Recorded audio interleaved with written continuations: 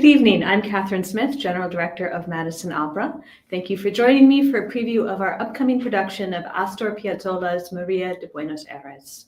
I'll start by talking about Piazzolla's life and career, and then we'll focus on María de Buenos Aires itself. When I'm done with my presentation, we'll go to your questions. If you are watching on January 9th, please type your questions into the YouTube conversation box. You can type them while I'm talking, and I will see them when I get to the Q&A. If you're watching afterwards and have questions, feel free to email me at info@madisonopera.org. Now I'll ask the magic people to share my screen. Astor Pantaleon Piazzolla was born in 1921 in Mar del Plata, an ocean resort city in Argentina, about 260 miles down the coast from Buenos Aires. He was an only child, and both of his parents were first-generation Italian immigrants. When he was 4 years old, Piazzolla's family moved to New York City, landing in Greenwich Village, a mostly immigrant neighborhood near Little Italy and the predominantly Jewish Lower East Side. Piazzolla later attributed some of his writing to the music he heard at Jewish weddings. He was exposed to jazz, classical music, and tango from a young age. When he was 8, his father brought him a bandoneon from a pawn shop, thus starting his lifelong playing of that instrument. So the bandoneon, which you will hear a lot about in this talk, is a version of a concertina. It's played by pushing and pulling the bellows while simultaneously pushing the buttons on either side, which are connected to a set of tuned metal reeds. The bandoneon was invented in Germany in the 1830s. European immigrants introduced it to Argentina in the late 1800s, and it quickly became popular there. Here, played by our video dog, is the bandoneon in action, played by Piazzolla in 1985.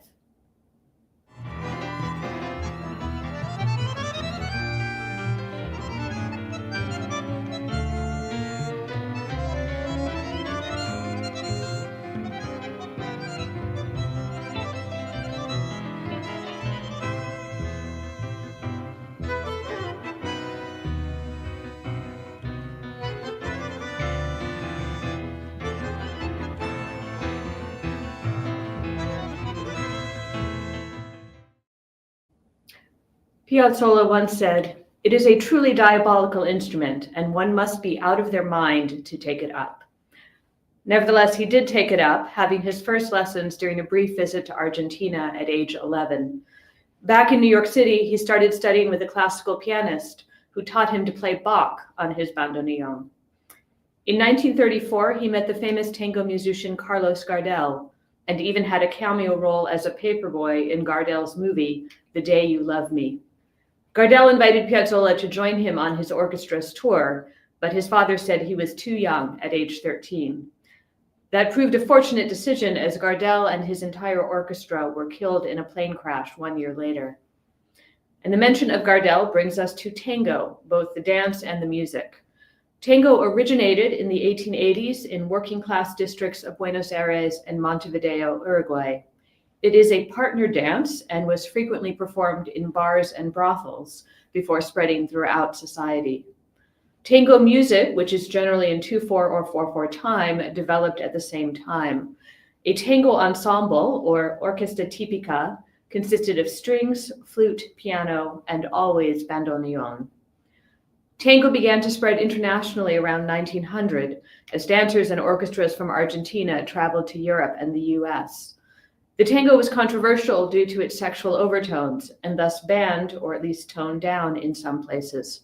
And it was particularly popular in the 1930s through the 1950s, the time in which Piazzolla was coming of age. And there are now many different styles of tango dance, including Argentine, Finnish, ballroom, waltz, and more. In the year 2009, UNESCO added the tango to its intangible cultural heritage list. Time for a pet photo. I like to scatter pet photos into my talks on the theory that everyone's life is improved by looking at cute animals. The ones I'm showing tonight belong to members of our María de Buenos Aires company. And this is Louis, who lives with our conductor, Kamna Gupta. When Piazzolla was 15, he and his family returned to Argentina from New York. Piazzolla said of this time in his life, "In my head, I had Bach, Schumann, and Mozart, and very little tango." But the tango was irresistible to a bandoneon player. not to mention being a way to make money. So in 1939, the 18-year-old Piazzolla moved to Buenos Aires, a city of 2.5 million people. He first started playing in a cabaret and then got a job in the orchestra of Anibal Troilo, a musician 7 years older than he. Troilo's orchestra would become one of the greatest tango orchestras of its era, and Piazzolla started making musical arrangements for the group, as well as playing in it. The money was good, and the work was sometimes exciting. Piazzolla said of that era, "Tango was everybody's big love affair. I think Buenos Aires lived by dancing and whistling tangos." Simultaneously with his career in tango, Piazzolla arranged for his own classical music education. In 1941, at age 20, he started studying with composer Alberto Ginastera, who encouraged him to attend rehearsals at the Teatro Colón, the opera house in Buenos Aires. 2 years later, Piazzolla added piano lessons with classical pianist Raoul Spivak. He wrote his first classical works, a prelude for violin and piano, and a suite for strings and harps. So political aside number one, Argentina, shown here on a handy map, was officially neutral during World War II, up until the very end of the war. As a result, Buenos Aires in particular was full of musicians and artists fleeing Europe, adding to its artistic vibrancy. In 1942, at age 23, Piazzolla married Odetta Maria Wolf, nicknamed Didi, an artist with whom he would soon have 2 children, Diana and Daniel. Back in the tango orchestra role, Troilo and Piazzolla began to clash. Troilo's interest was in music that audiences could dance to. Piazzolla's interest was in music for the ear. Piazzolla later said, "For every 1,000 notes I composed, Troilo would erase 700. Around 1944, Piazzolla left Troilo and joined the orchestra of singer Francisco Fiorentino, which he would lead for 2 years. They made many recordings, including his first 2 instrumental tangos. In 1946, he formed his own orchestra, composing his own tangos. He also composed film scores, one about soccer players and one about car racing. Movie music played very well, and Piazzolla would write many more such scores throughout his life. In 1950, Piazzolla disbanded his orchestra and dedicated himself to writing and studying music. He largely abandoned tango in favor of jazz and 20th century classical composers like Bartók and Stravinsky, all while searching for his own musical style within this classical framework. Meet Winnie and Remy, who live with dancer Carolyn Fitzgibbons.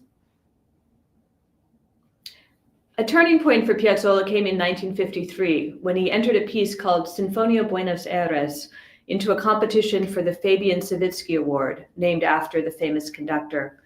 The prize consisted of a monetary award and a public performance of the piece, led by Savitsky himself. After the performance, a fight broke out in the auditorium, as some audience members were offended by the fact Piazzolla had included bandoneons in a symphony. Piazzolla said later, "I was a little shaken, and Savitsky told me something very nice. I have never seen such fistfights at a premiere, but relax, this is all publicity. Don't forget they whistled at Stravinsky's Rite of Spring and Ravel's Bolero. You start the same way." The part of the audience who applauded the work was mostly students. They were the first to understand my music. Sinfonia Buenos Aires earned Piazzolla a grant to study in Paris with the legendary composition teacher Nadia Boulanger. Or perhaps he used his prize money. Historians are not quite clear on how he got to France. Nadia Boulanger was a renowned French composer, conductor, and music teacher. She was the first woman to conduct the New York Philharmonic, the Philadelphia Orchestra, and the London Philharmonic. Among her students were Aaron Copland, Philip Glass, Virgil Thompson, Leonard Bernstein, and Quincy Jones. So in 1954, Piazzolla and his wife left their 2 children behind with his parents and went to Paris. He was now 33 years old. At their first meeting, Piazzolla showed Boulanger his various symphonic compositions, piano concertos, and chamber works. She said, "This is all very well written, but I don't hear Astor Piazzolla in this. Can you tell me who Astor Piazzolla is and what he does? I hear Ravel, Bartók, Hindemith, but I have no idea who Astor Piazzolla is." Somewhat reluctantly, Piazzolla told her about the bandoneon and tango, and then he played one of his tangos for her. She said, "This is Astor Piazzolla. Don't ever leave it." From that point on, Piazzolla started infusing tango back into his compositions. He said of Boulanger, "She taught me to believe in Astor Piazzolla, that my music wasn't as bad as I thought. I thought I was rubbish because I played tangos in a cabaret, but it turns out I had something called style." Piazzolla soon discovered that the city of Paris adored tango, and that one of his own pieces was already part of the local repertoire. He made his first full-length album, Sinfonia di Tango, while living in Paris. Piazzolla's music now blended classical technique and jazz with tango, shaping it into a new style that was eventually called Nuevo Tango, or New Tango. He also began to play the bandoneon while standing up, rather than the traditional way of sitting down. Meet Ling Mei, who lives with ensemble member George Abbott.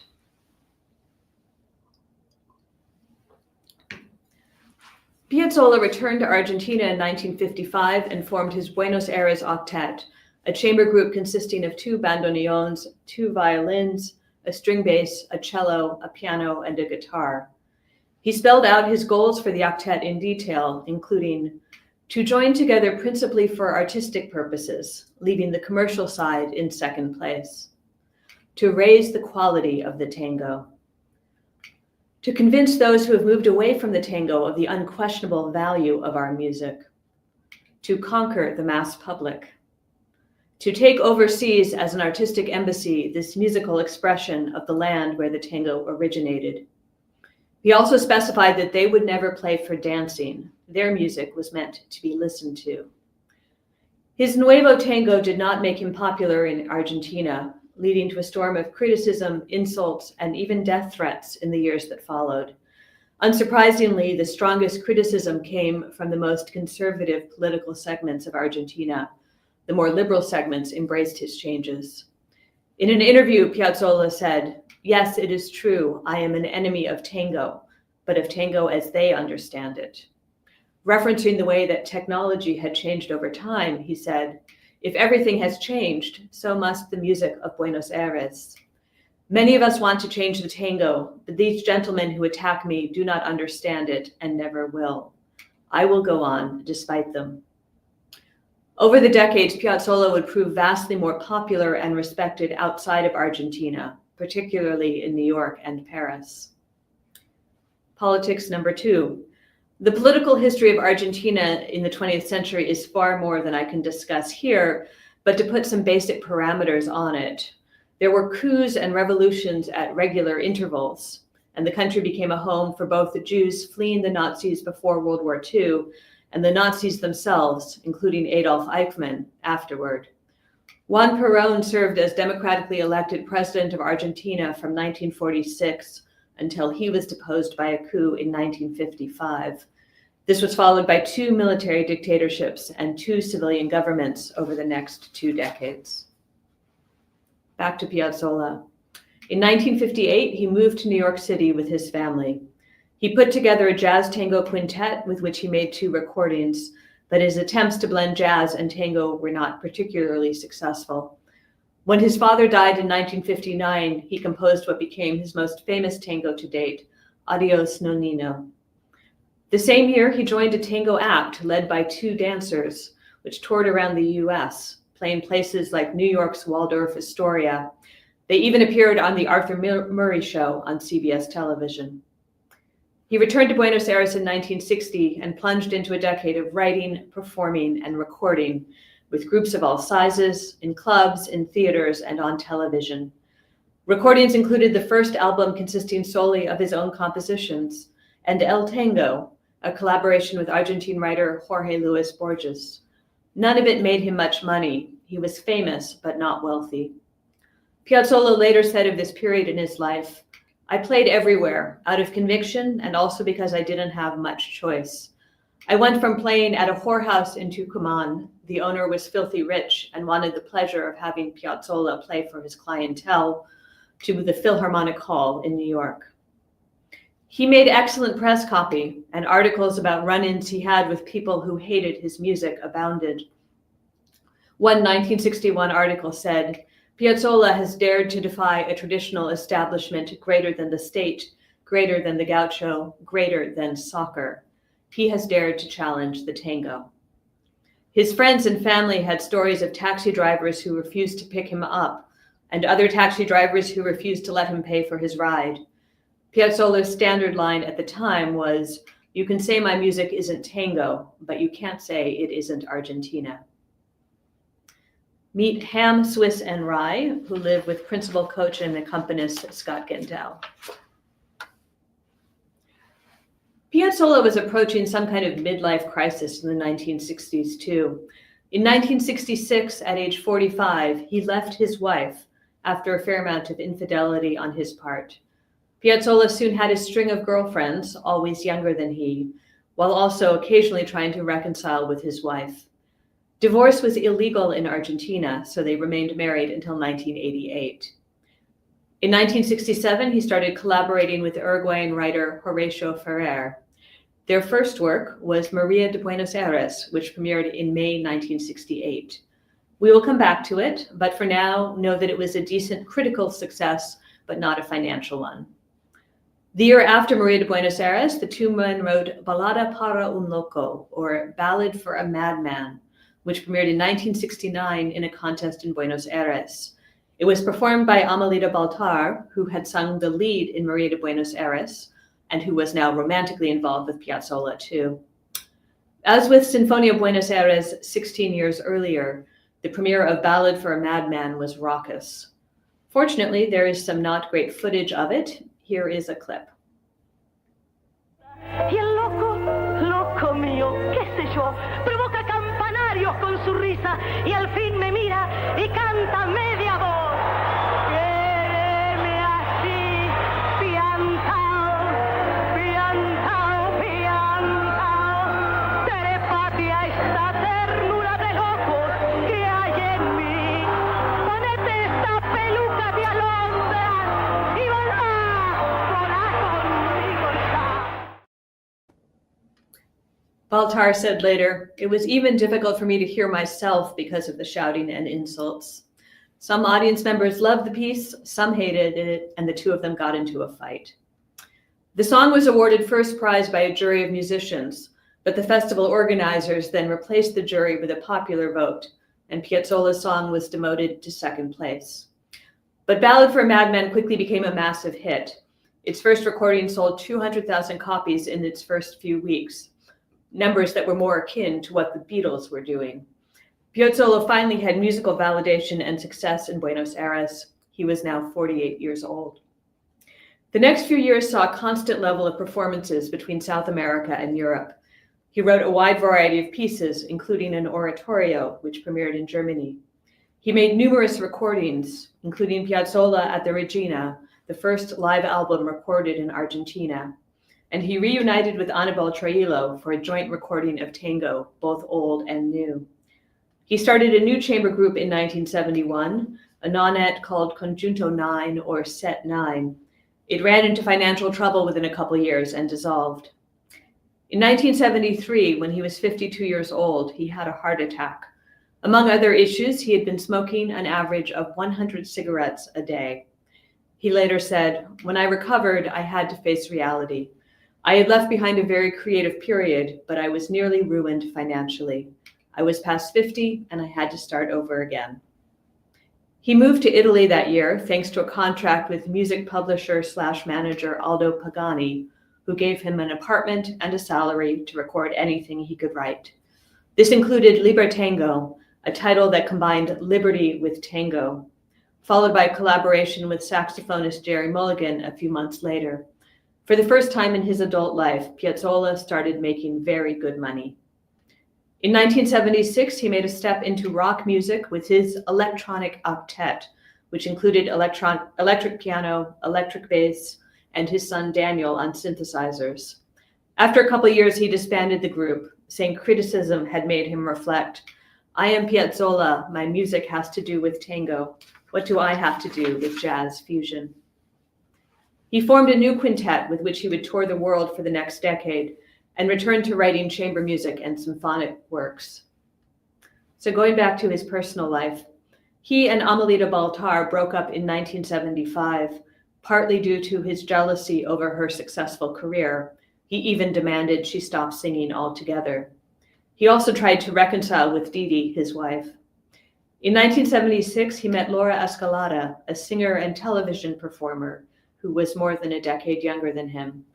They were soon living together and would eventually marry in 1988, once divorce was legalized in Argentina. Politics, Part 3. Argentina was under military dictatorship for 9 years, from 1974 to 1983. It started with President Isabel Perón, widow of Juan Perón, who called on the police to annihilate members of the left wing in 1974, which they began to do. 2 years later, she was ousted in a coup. The military took over and claimed absolute power, with Jorge Rafael Videla installed as dictator. These years are referred to as the Dirty War and saw around 30,000 people killed or disappeared, with children abducted and given to military families. In April 1982, Argentina invaded the Falkland Islands, then under British rule. Around 900 military personnel were killed on both sides before Argentina surrendered after 2 months. All of this led to the eventual restoration of democracy to Argentina in late 1983. Throughout this period, Piazzolla lived mostly in Europe, first in Italy and then in Paris. But he would return to Argentina a number of times, and in 1979, he even had lunch with Videla, the dictator. When asked in a later interview why he had accepted the lunch invitation, he responded, "What invitation? They sent a couple of guys in black suits and a letter with my name on it that said Videla expected me on a particular day in a particular place." He said the lunch was essentially a summoning of a bunch of artists and musicians, and nothing came of it. Meet Sumo, who lives with dancer Mie Bishop and is a wonderful presence in the dance studio and the opera rehearsal hall. Piazzolla's concert and recording work continued. He scored films, wrote concertos, and appeared with symphony orchestras and his own chamber groups in person and on television. He performed at the Montreal International Jazz Festival, at the Montreux Jazz Festival, in the Netherlands, in London, and more. He was now received with something approaching adulation whenever he performed, a serious musician with a major following. In 1985, at age 64, he was named an illustrious citizen of Buenos Aires and received the Conex Platinum Award as the best avant-garde tango musician in Argentine history. In September 1987, he gave a concert in New York Central Park as part of the Summer Stage series. In an advance article, the New York Times summarized his standing by writing, "When Mr. Piazzolla first developed his variation of the traditional Argentine tango, he was considered by many to be a subversive for undermining a sacred national tradition."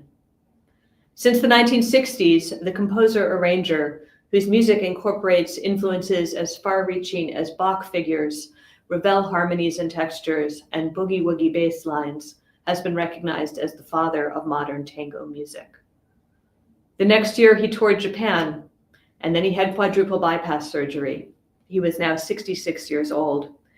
He formed his sextet in 1989. It performed in Buenos Aires that June, giving what would be his final concert in Argentina. The rest of the year was filled with performances in Amsterdam, Berlin, Rome, London, and more. He made recordings for the BBC and with the Kronos Quartet, the latter of which would be his final studio recording. He dissolved his sextet and continued to play solo performances, touring Italy and Finland. On July 3rd, 1990, the 69-year-old Piazzolla gave what would be his last concert in Athens, Greece. He suffered a cerebral hemorrhage in Paris 1 month later, which left him in a coma. He died in Buenos Aires 2 years later, on July 4th, 1992.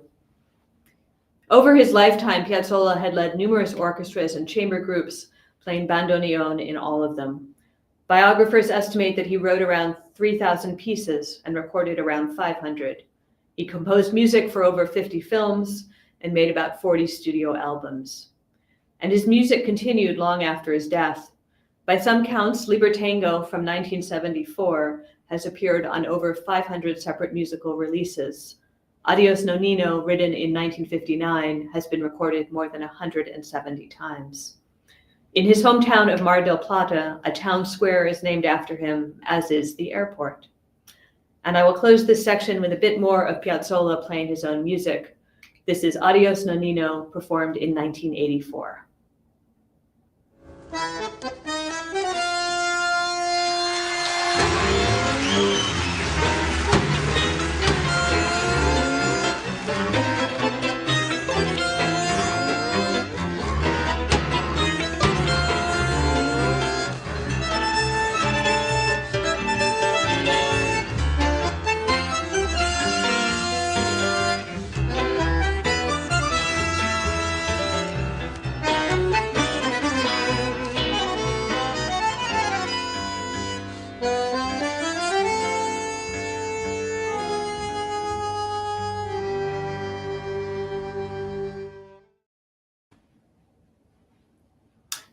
Now let's look at María de Buenos Aires.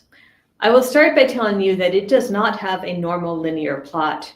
It is rather a series of poems and subject to so many levels of interpretation that one could write at least a dozen doctoral dissertations about it.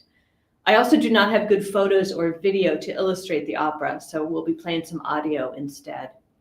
We have three main characters: a young woman named María, a man called the Payador, who functions in a number of roles, and a character called the Duende, which means the goblin, who is a narrator. María and the Payador sing and speak. The Duende only speaks. And there are also lines spoken by a small ensemble. So, the opera opens with the Duende summoning the spirit of María and of Tango. Together with the Payador, the Duende tells of the birth of María, who was raised in a poor suburb, born on a day when God was drunk. She had a hard childhood. Where the river meets nothingness, the child María grew up in 7 days. This is Hector de Rosas as the Payador singing Ballad for a Crazy Organ.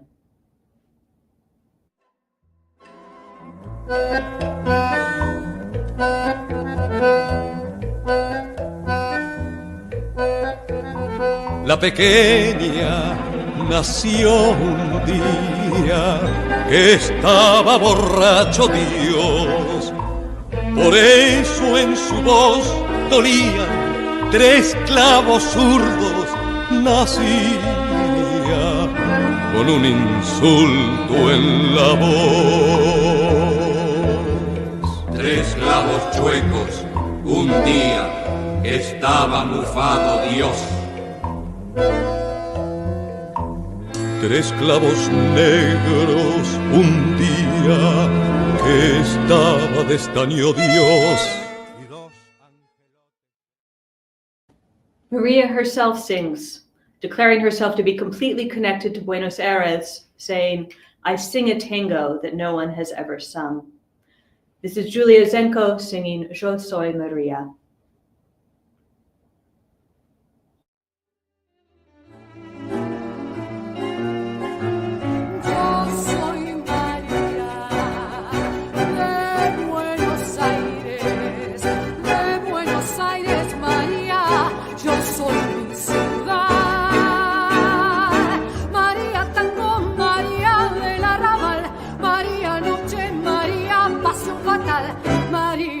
Amor de Buenos Aires soy yo.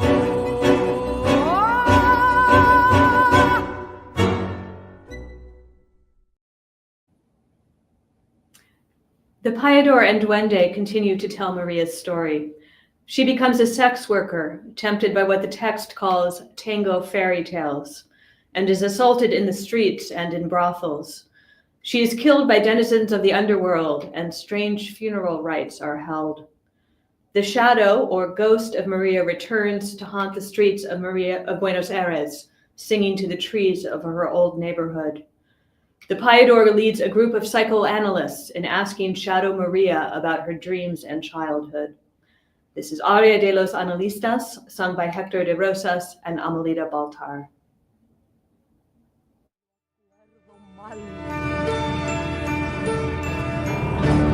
Cubrí tu pecho, María, con un puñado de sal que adentro mira un cero y el cero te vaya. El numeroso gris de anteayer, ya no me acuerdo más que de aquel misterio cruel que me gritó nacer, y cuando entré a vivir se sonrió, y al final verme así tan última y tan yo, mordiéndose gritó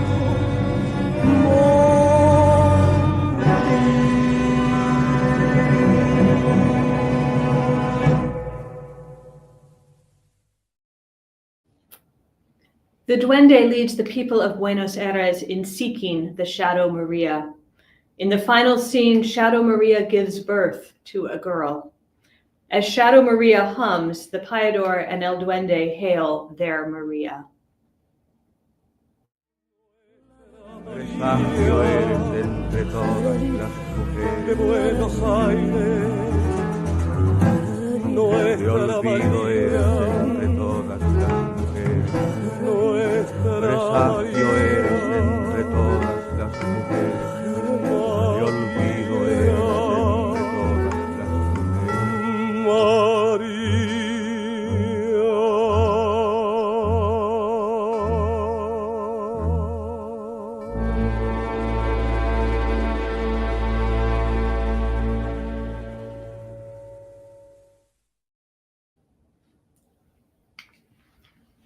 Meet Jax and Lily, who live with stage manager Alyssa Pond Franklin. So let's delve into this piece. As I said, it's complicated enough for a dozen dissertations. I'm not going to pretend that I'm the final authority on it, and indeed, I think there is no final authority on this piece. I had mentioned Horatio Ferrer earlier. Now let's meet him. He was born in Montevideo, Uruguay in 1933 into a highly educated family. His father was a history professor. His mother spoke 4 languages. The family would often visit his mother's brother in Buenos Aires, which is only 150 miles from Montevideo, closer to Buenos Aires, in fact, than Mar del Plata, where Piazzolla had grown up. Ferrer learned to play the tango while visiting his uncle. He studied architecture and engineering in college, but never graduated. Instead, his 20s were spent in Montevideo doing tango. He produced a weekly radio program, helped found a club that organized tango concerts, edited a tango magazine, and wrote tango poems. He studied the bandoneon and joined a small tango orchestra. He first met Piazzolla in 1955, when he was 22 and Piazzolla was 34. Ferrer published his first book, Tango, Its History and Evolution, in 1959 when he was 26. While continuing his tango work, he also became an editor at a Montevideo daily newspaper. He published an anthology of poems in 1967 and made a recording reciting some of them. This led directly to his partnership with Piazzolla, who told him, "You are doing in your poetry what I am doing in my music. From now on, we shall compose together." Their first work was María de Buenos Aires. Over the next 20 years, they wrote some 75 pieces together, including an oratorio. Ferrer wrote lyrics for other tango musicians too. He wrote the Book of Tango in 1970, followed a decade later by a 3-volume edition, and in 1996, The Golden Age of Tango. He acquired Argentine citizenship in 1983, helped found the National Academy of Tango in Argentina in 1990, and died in 2014 in Buenos Aires. Meet Luna Marie Lovejoy, who lives with Kirsten Chavez, who is playing the Duende in our production. Now, it is December 1967. Piazzolla is 46 years old, Ferrer is 34. Piazzolla is famous, but he has not had the sort of smash hit that yields a lot of money. He had recently attended a massively successful show in Rio de Janeiro that combined music and poetry, and was thinking of creating something similar in Buenos Aires. The idea for María de Buenos Aires started with Egla Martin, an Argentine actress and singer who Piazzolla had met on a television show. She was married, but she and Piazzolla had been involved since he left his wife. Ferrer was visiting Buenos Aires and dropped by Piazzolla's apartment, where Martin showed him a sketch for a story she was working on, for which Piazzolla was going to write music. Ferrer asked Martin if he could develop her story. She agreed, and he returned to Montevideo and started drafting the text of what was called an operita, or little opera. As he wrote the piece, he would sometimes call Martin to get her take on particular lines. They started thinking about casting, with Ferrer himself playing the spoken role of El Duende. For the Payador, their first choice was working in Mexico, so Piazzolla hired Hector de Rosas, a celebrated tango singer who had performed with Piazzolla's quintet earlier in the 1960s. Piazzolla later said of him, "He didn't have what is called a hot voice, but this never bothered the music I wrote.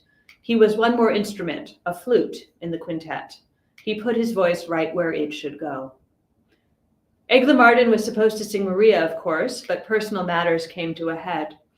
According to Martin, Piazzolla invited she and her husband over for dinner, and then essentially asked her to leave her husband, phrasing it as a request to her husband. In other words, acting as if she were her husband's property to give away, which one really doesn't want to think too much about. Remember, too, that Piazzolla was himself married and had only been separated for a year. At any rate, Martin refused to leave her husband, instead leaving Piazzolla. Newspapers inflated what had happened, with wild rumors about a violent confrontation between Martin's husband and Piazzolla. Martin's husband successfully sued the press for libel, donating the damages to charity. But now Martin was entirely out of María de Buenos Aires, the show that had been her idea. Piazzolla and Ferrer sent her a joint note. "An endless hug from one who will always remember you, Astor. A kiss for someone who eternally is my Maria, Horatio." They carried on writing. In February 1968, Piazzolla and Ferrer spent time at a vacation home in Uruguay. Since the house had no piano, Piazzolla composed on his bandoneon. They found their new Maria in a nightclub where Piazzolla and Hector de Rosas went to hear a folk singer. De Rosas said, "A svelte, attractive girl came out with a guitar, crossed her legs, and started singing." De Rosas found her ideal for Maria, while Piazzolla simply said, "What legs she has." This was Amelita Baltar, then in her mid-20s. Born in 1940 into an upper-class family, she was raised outside Buenos Aires, studied to become a teacher, and started her career as a folk singer. She and Piazzolla became a couple during María de Buenos Aires. He was 19 years older than she, and they stayed together for 7 years. After they broke up, she continued to sing, and she is still singing today. This is Opera Owl, who travels with production stage manager Lynn Krinicki and particularly likes to hang out on the fly rail. Back to 1968. Baltar auditioned for Piazzolla, got the role, and quickly joined the cast in the preparation and writing. She said later, "I had not had a marvelous youth, so I projected and channeled a lot of things into Maria. I got inside her a lot." The text of the piece is written in lunfardo, an abstract poetic slang that doesn't make sense to most Spanish speakers outside of Argentina and Uruguay. Much of the language is deeply symbolic, with phrases like, "Today a white raven will soar through the mouths of poets, thieves, and prostitutes." There is always meaning behind the meaning, and meaning behind that meaning, which is why no 2 or even 3 translations of this piece will be the same. Ferrer filled the libretto with figures from Buenos Aires, both modern and mythical: madams, drunks, marionettes, pasta makers, magicians, masons, and psychoanalysts. A payador is a performer of the traditional folk music payada, which is native to Argentina, Uruguay, and other parts of South America. In this piece, the payador is the name we call the baritone, whose roles include the voice of a payador, a sleepy sparrow, senior ancient thief, first analyst, and a voice from that Sunday. 40 years after the opera's premiere, Ferrer wrote, "These characters are born from Maria's all-powerful, stylistically poignant, and visionary spirit. Maria herself proclaims to be the embodiment of Buenos Aires, its architect, its voice, and its essence. Back to those psychoanalysts. Fun fact, Buenos Aires has the highest number of therapists per capita of any city in the world. Argentina overall has about 200 psychologists per 100,000 inhabitants. For comparison, the US has 34 psychologists per 100,000. And of Argentina's psychologists, 46% of them are in Buenos Aires. So having a musical number in which Maria's shadow undergoes psychoanalysis made perfect sense for the piece. Ferrer's libretto also contains a number of references to Catholicism, including the Mass, Jesus, Judas, and more. While Argentina has freedom of religion in its constitution, Catholicism is given a preferential status there, and it accounts for somewhere between 65 and 75% of its population. At the time of Maria, Piazzolla characterized himself as a Catholic, but not too much. He would become more religious later in life. For a bit of historical context, Vatican II, which modernized the Catholic Church, took place from 1962 to 1965, so a few years before Maria de Buenos Aires was written. Piazzolla scored his opera for 10 players: bandoneon, violin, piano, guitar, double bass, viola, cello, flute, percussion, and xylophone. One of the players, violist Nestor Panic, later said that he could never figure out what the opera's story was about, and he thinks that Piazzolla never really knew either. This is Rika, who lives with choreographer Lisa Thorell and loves hanging out in the Canopy Dance Studios. The magazine 7 Days Illustrated ran a preview article about the opera in April 1968. The photo caption says, "Argentina's most controversial bandoneon player faces a risky challenge. His Maria de Buenos Aires, the first opera based on tango music, will be performed in a few days, to the expectation of supporters and detractors." The article goes on saying Piazzolla usually inspires in his public a kind of sick love. Both his friends and his enemies are forced to listen to each new idea of his with their ears alert. Piazzolla himself is interviewed saying, "I dissolved the quintet to do Maria. Criticism rained down from all sides. As with tangos, they call me crazy. But I'm not interested. I can't stay still. I need to constantly innovate." The article refers to an inevitable scene with psychoanalysts and says, "The stubborn clicking of heels, the increasing rhythm, the lustful glow of Buenos Aires in 1968. These constitute the essence of this tango opera." Maria opened on May 8, 1968 at the Sala Planeta, or Planet Hall, a small independent venue that we might call off Broadway. The performance was almost oratorio-like, with Baltar, de Rosas, and Ferrer standing in front of the orchestra. The small spoken ensemble included Piazzolla's 25-year-old daughter, and there was no dancing. This is the only photo I can find of the original performance, and it's interesting to see just how small the stage, and I assume the theater itself, were. Reviews were mixed. One called it an exercise in impeccable presentation. Another said the music had a richness that at times seems inexhaustible, but it called Ferrer, playing the duende, a political candidate looking for votes. The production was criticized by some for not really being an opera at all, but rather a concert in which everyone stood still. When some tango musicians were asked their opinion, one called it an opera with a capital O, and another pointed out that had it been labeled Made in England, it would have sold out due to snob appeal. So to put Maria de Buenos Aires in context of the time, musicals that opened on Broadway in 1968 include the rock musical Hair and the nostalgic piece George M. In the opera world, Benjamin Britten's The Prodigal Son premiered in England.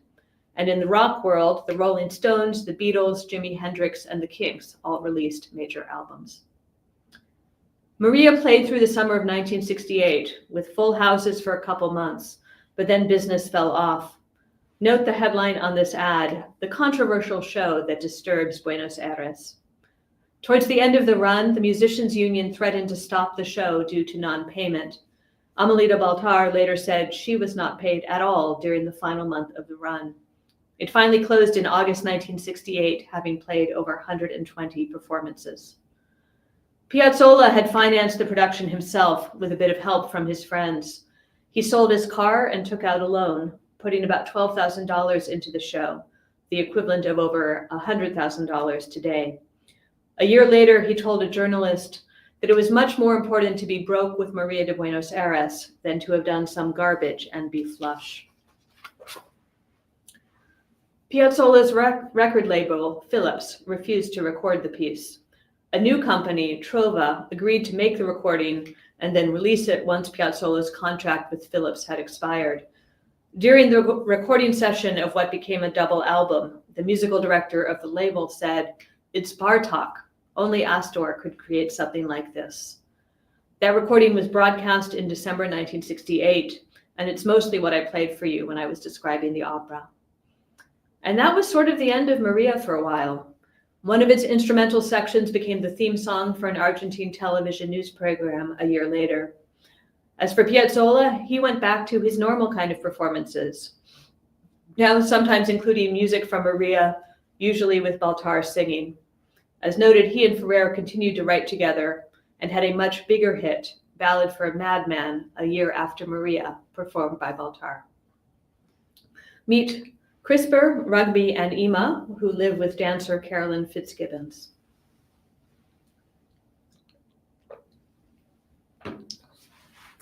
Things get a bit murky with María de Buenos Aires after 1968, as it does not seem to have been performed at all.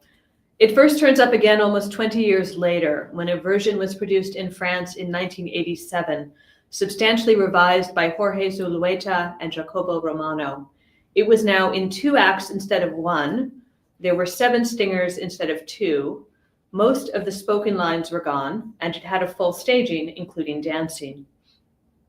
I believe it is at this point that Yo Soy Maria, the title character's establishing aria, was added, because that song was not part of the 1968 original. The aria's melody comes from the Milonga of the Annunciation towards the end of the opera, so it feels perfectly right that it is there, and certainly every show needs a hit tune. Piazzolla told the French newspaper Le Monde that María de Buenos Aires was a popular opera, akin to the Gershwin's Porgy and Bess. He said he hoped it would run for a long time. According to a friend, though, Piazzolla did not like the new version at all, and he and Ferrer were not on speaking terms at this time.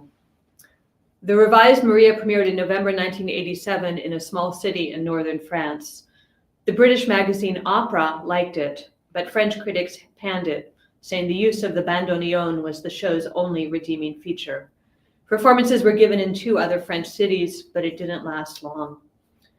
The US premiere came in 1991 at Houston Grand Opera, again in this expanded version. Piazzolla had fallen into a coma the previous year, so he had nothing to do with the Houston production, and he died a year later in 1992. A new recording, going back to the 1-act version, was made in 1998, with Horatio Ferrer as El Duende, the role he had written and performed 30 years earlier.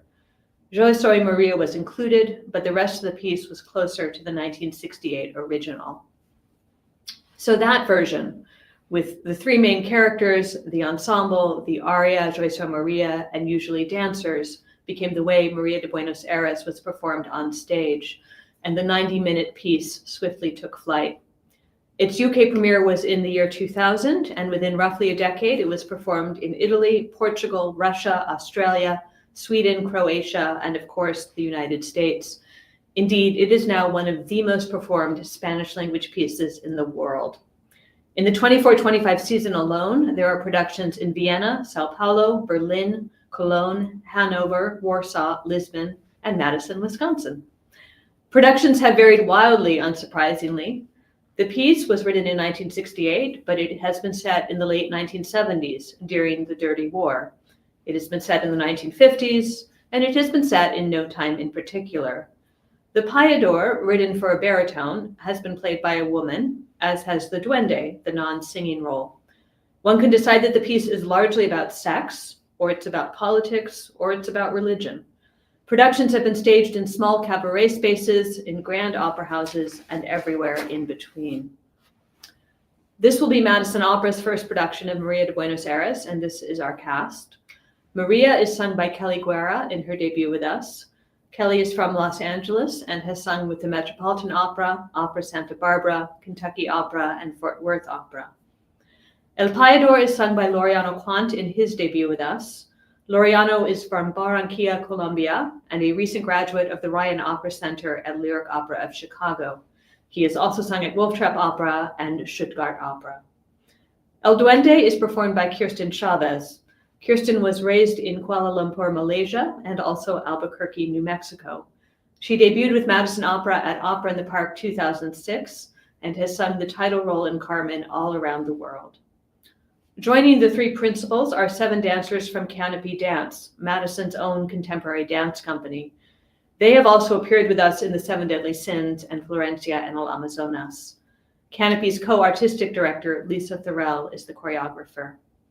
We also have a 6-person ensemble who play small spoken roles and even a young dancer playing a child Maria. The production is directed by Francis Rabelais, who directed Tosca here last season. The conductor is Kamna Gupta in her debut with us. She has conducted for Vancouver Opera, the Glimmerglass Festival, and the Spoleto Festival, among others. Our production is being designed and built by Madison Opera, and here are some images. The set design is by Katie Fetro, with costumes by Karen Brown-Larimore. It starts in a church, and then things fly out and become sort of a greater Buenos Aires, including a street, a motel, and ultimately a sort of celebration of the birth of the child Maria. Our production is set in the late 1950s, so just before Vatican II, so the costumes are danceable versions of what you would find in that time period. So I have one last pet photo before we go to questions. Meet Fifi, who lives with Kelly Guerra, who is singing the title role in María de Buenos Aires. So now let's go to your questions. If you're watching this on January 9th, please type your questions into the YouTube conversation box so I can see them. If you are watching afterwards, feel free to email me at info@madisonopera.org. Okay, I actually have a couple questions that were emailed in. One, is there any research or educating that I should do for myself before seeing this opera other than watching this preview? Anything I should look up? Truthfully, up to you. There are various productions of this opera on YouTube. None of them will look anything like the way we are doing it. So in one sense, it might be more confusing. You can also listen to the music. You can also just come and enjoy it.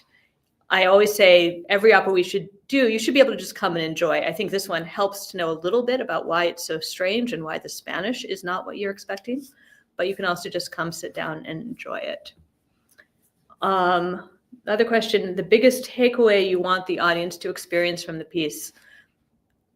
That opera is ever growing and expanding, and that this fits in a season from 1968 just as well as Barber of Seville from 1816. The great thing is opera is not one thing, and it's not confined to one language or one place or time, and just to enjoy it. Okay, let's see. Question.